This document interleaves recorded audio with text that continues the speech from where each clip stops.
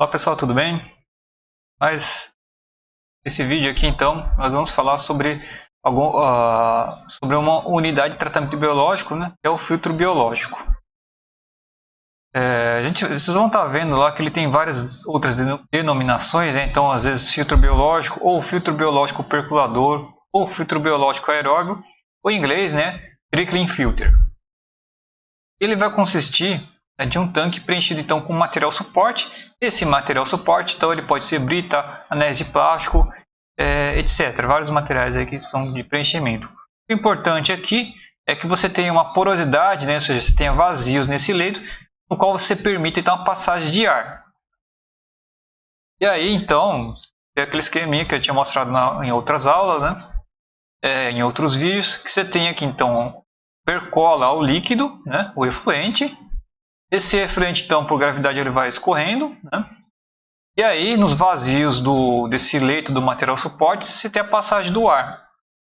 É importante que isso aqui não esteja afogado, né? Vocês estão vendo que ele tem que ter vazios para passagem do ar, porque senão ele vai ficar anaeróbio, né?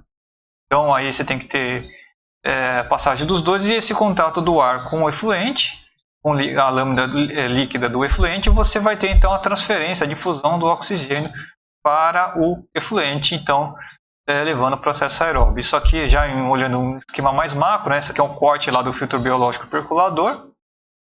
Então o fundo dele é vazado, né? Para permitir então a entrada do ar. Como falei, se não entrar o ar, isso aqui não vai ser aeróbio, né?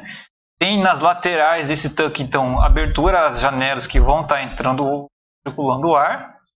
O ar vai passando por entre os vazios e aqui de cima vai sendo regado, vai ser irrigado, né? Percolado então o líquido, né? Importante que você tenha aqui os passamentos, você não pode ter, tem que ter uma distribuição bem equitativa para que ele funcione bem, não fique então, como eu falei, afogado, né? Então, ou seja, né, você tem os vazios preenchidos pelo líquido e aí vai ter a transferência do oxigênio. Então, falei, né, ele vai preencher, esse efluente então ele percola no leito preenchido com material suporte em fluxo descendente. Você tem a formação do biofilme, então nesse material suporte, né? Então aqui é uma outra coisa importante, né? Esse aqui é um sistema baseado em imobilização de matéria orgânica da biomassa por meio de biofilme, então você vai ter um material suporte que vai garantir a retenção celular. E aí, no caso, a aeração ela é fornecida pela ventilação natural desse leito, que vai transferir por difusão, né, o oxigênio ao meio líquido. Essa aeração ela vai vir por ventilação natural, mas ela também eventualmente pode ser forçada. Você tem sopradores aí, você tem ambientes fechados aí que aumenta então a quantidade de oxigênio ventilada e transferido para o meio líquido. Vai envolver então a aplicação desse efluente por meio de distribuidores rotacionais na superfície do leito, para que seja equitativa essa distribuição na parte superior, né? E é um sistema que, em geral, que ele vai ter uma operação bem simples, né? E um custo operacional bem baixo, né? Então, vem aqui, né? Ele vai ter o que, né? Você tem a construção do tanque em si, né? Parte de alvenaria, concreto armado, enfim, né? E aí você tem o preenchimento dele com material suporte. Se você utilizar a brita, então ele vai ser um material aqui bem barato. Se usar anéis plásticos já começa a ficar um pouco mais caro aí, né? Mas aí dependendo das situações aí pode ser eventualmente vantajoso, né? E aí depois na parte do topo você tem esse distribuidor rotativo que vai aplicando, então ele vai rotacionando e aplicando sobre a superfície do biológico percolador o efluente então na unidade de tratamento. Esse imagem que vocês estão vendo então, né, é da ET Onça lá em Belo Horizonte, que tem entre outras partes ali, ele vai ter ali uma etapa com filtros biológicos percoladores. Lembrando, né, isso aqui é um tratamento biológico aeróbio, né, então ele tem como finalidade se remover matéria orgânica, né? Sempre, enfim, não vai fugir lá do script, gente. Isso aqui é só para reforçar, né, os parâmetros, né? E ele também pode estar removendo nitrogênio, no caso, a nitrificação, por meio de nitrificação do efluente, dependendo de como é que for a taxa de aplicação do efluente. Depois, aqui mais à frente, vocês vão estar entendendo o que é a nitrificação, né? Mas já adianto, né, que é uma das etapas para transformação de nitrogênio então, no meio líquido. Esse tanque aqui vai ser circular, já que você tem um distribuidor rotativo, né? Então isso é estável. Problemas que você vai ter principalmente é com o crescimento de moscas. Isso aí também está muito relacionado com a taxa de aplicação desse efluente, né? Mas sim, ele é um problema frequente, né? E aí as unidades requeridas, né? É um sistema que ele vai precisar de um decantador primário ou ele pode ser dispensado se você tiver um reator WASB antes, né? E o decantador secundário. Por que a gente precisa dessas duas unidades? O decantador primário ou um WASB é para fazer uma pré-filtragem, né? Porque se vocês olharem aqui, né?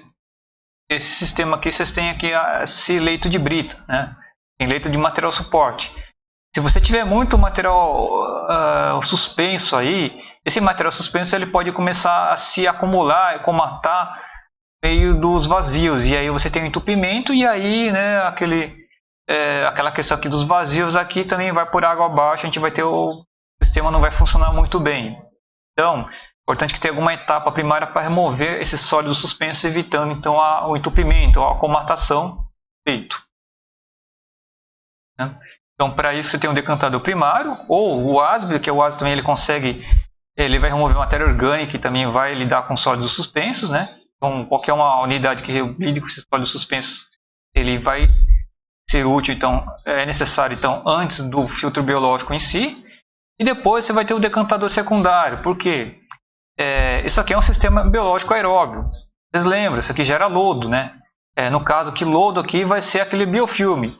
E o biofilme ele não vai ficar lá dentro, assim, ele vai crescendo lá na superfície do material suporte, da brita, do anel plástico, mas vai chegar uma hora ele vai se descolando e ele vai sair no efluente. Então você precisa do decantador secundário para quê? Para que seja sedimentado esse material que se desprende lá do biofilme, né? E você tem a clarificação lá do efluente final. Então também é necessário o decantador secundário para acertar, né, a clarificação, o sólido suspenso que sai ao final desse tratamento. Então aqui alguns esqueminha, né? Então você tem ali o tratamento preliminar, né? Primeiro ali e tal.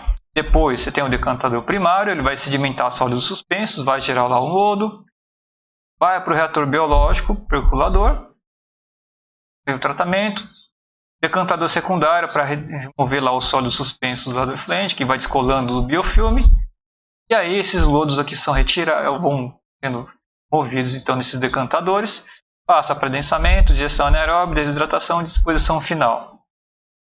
Etapas aqui depois, na parte de tratamento e disposição de lodos, a gente fala um pouco melhor aqui. Certo? E a parte do líquido, né, em si, ele vai então para o corpo receptor, ou reuso, enfim. Né? A outra configuração, né, é com o reator WASB. Então, o reator WASB, aqui vocês têm então sólidos suspensos, matéria orgânica, são transformados aqui, né?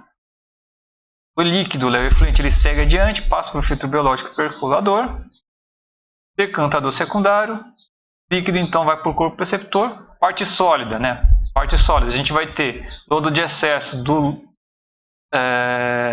reator WASB, né? Então, aqui, o excesso do biofilme que descola do filtro biológico percolador vai para o decantador secundário.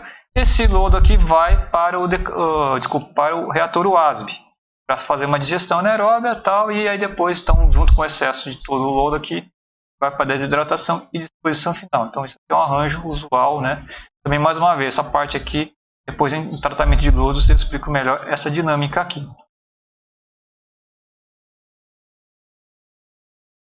Bom, e aí quais que vão ser as partes, então, do filtro biológico em si, da unidade de filtro biológico, que é dessa parte aqui, né? A gente vai ter nessa unidade aí, a gente está falando da distribuição do efluente, que tem que ser equitativa, né? Então a gente vai ter a parte de distribuição, né? Aqueles distribuidores equitativos, o material suporte que é utilizado, o sistema de drenagem da base e a parte de ventilação, senão ele não vai ser um sistema aeróbio. Os distribuidores, a gente mais usual vão ser os distribuidores rotatórios, né? E aí, em relação a essa rotação, ela pode ser ora vindo a energia pode vir do próprio jato de efluente, e aí você não gasta energia elétrica, ou também você pode utilizar de motor elétrico para fazer essa movimentação. Você tem aqui a possibilidade também de distribuidores fixos, mas o problema que você tem aí é que a distribuição tende a não ser tão uniforme assim na superfície do filtro. Menos indicados. Em relação ao material suporte, o que é importante aqui, né? Você tem que, então, se não alterar a capacidade de remover matéria orgânica lá do tratamento, né? Conseguir operar, então, altas taxas de carregamento hidráulico, evitar, então, a comatação do leito, né? Ser um material que seja capaz de resistir ao próprio peso, mais o peso da biomassa aderida, né? Então, por exemplo, aí vocês viram, a brita, por exemplo, é um material que tem uma boa resistência, consegue aguentar o próprio peso e o peso da biomassa aderida.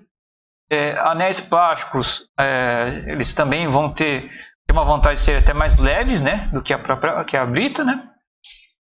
E aí, com o arranjo ali, o desenho ali desses anéis, ele consegue também ter uma estrutura que consegue resistir ao peso próprio, mais somado ao peso da biomassa aderida.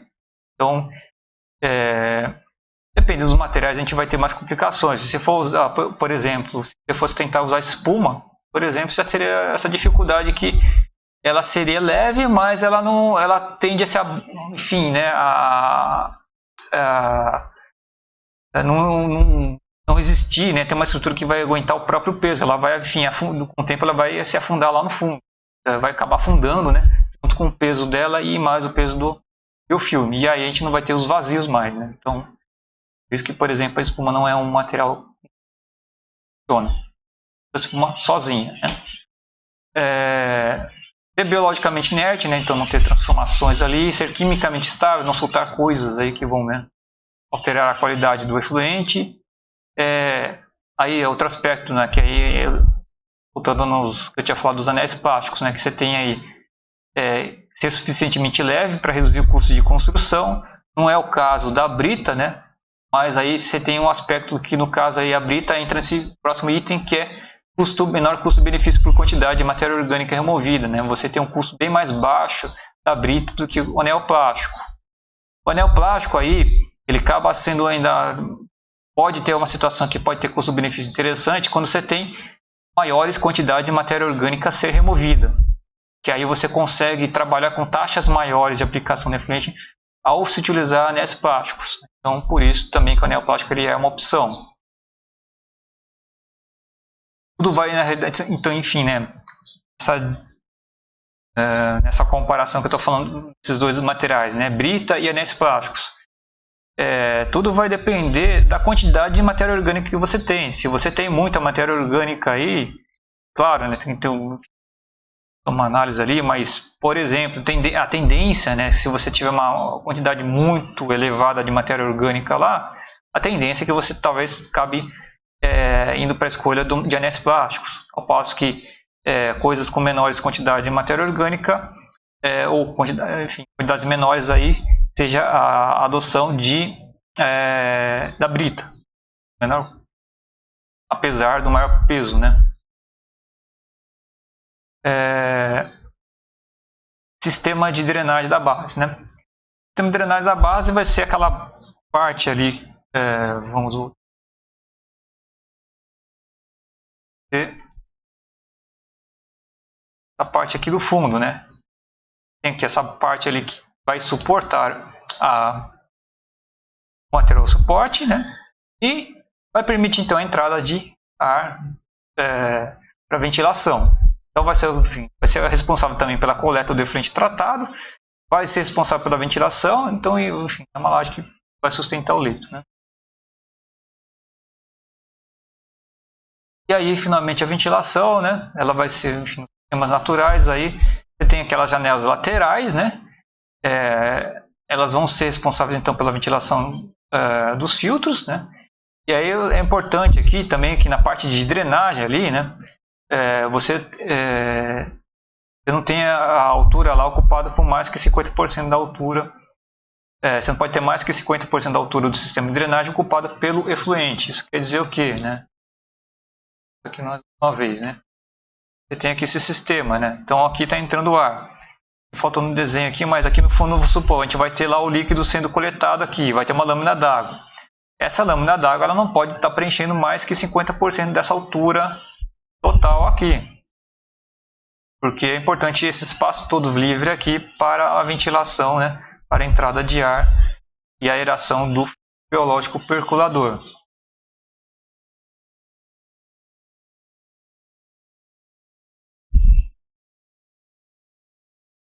Já o caso de ventilação forçada, né, ela só vai ser recomendada em situações aí que você precisa com uma fonte mais confiável, né, e constante de oxigênio, né?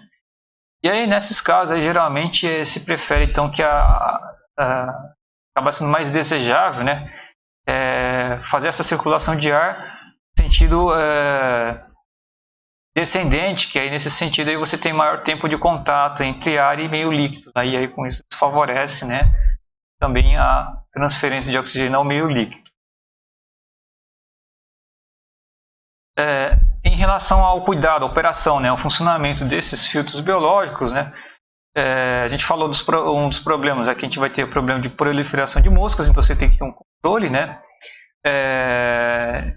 enfim, e aí isso se dá por meio de, enfim, cuidados com a aplicação a distribuição do efluente ali pelos distribuidores rotatórios, para eles não ficarem, garantir que isso está sendo bem homogêneo, que ele não está parando em um único ponto ali, levando ao afogamento, né?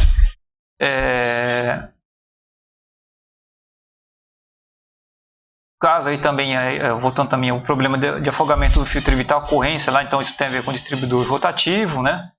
Bem,